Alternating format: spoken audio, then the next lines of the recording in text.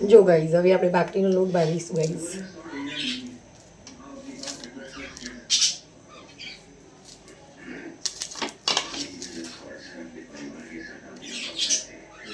ભાખરીનો લોટ બી હું 4-5 જણનો થાય ને એટલો રીતે હું બાંધું છું ગાઈઝ.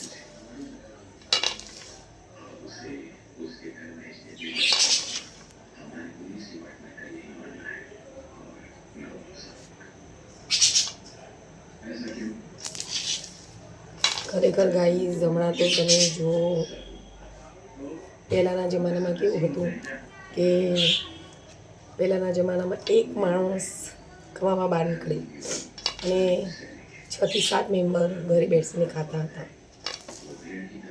અને અત્યારના જમાનામાં એવું છે કે મોંઘવારી એટલી છે અને પ્લસ શોખ પણ બધા એટલા દિવસે દિવસે વધતા જાય છે.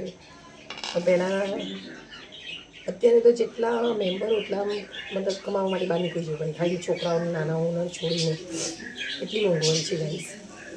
પછી આમ જોવા જઈએ અને ખાસ કરીને લેડીઝને બધું મતલબ કામ આવડવું જ જોઈએ. એવું નથી, બહારનું બી કામ આવડવું જોઈએ. ઘરનું તો બધા કરે, બહારનું પણ કરવું જોઈએ.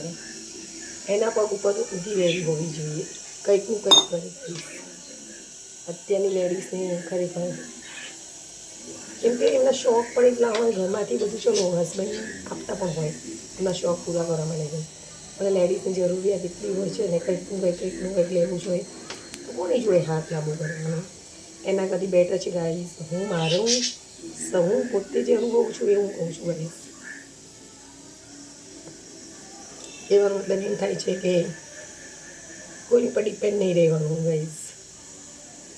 હું પોતે બી કરું છું, વર્ક કરું છું, ઘરનું કામ કરું છું.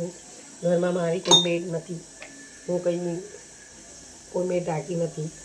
હું ઘરનું બધું કામ જાતે જ કરું છું ગાઈસ. હું ઘરનું કરું છું, સ્ટિચિંગ કામ કરું છું, પ્લસ ગ્રોસરી સ્ટોર છે મારે એ સંભાળું છું. જ્યારે બી ટાઈમ મળે ત્યારે બધું કરી લઉં છું. અને હવે તો નવું ચાલુ કરશું, યુટ્યુબ પર વિડીયો અપલોડ કરવાનો મનમાં મને એવો શોખ જાગ્યો છે. લેડીઝ મનમાં જે ઈચ્છા જાગે એ કરી લેવી જોઈએ. યસ, એમની ઈચ્છાઓ પૂરી કરતા પણ હોય પણ છતાં બી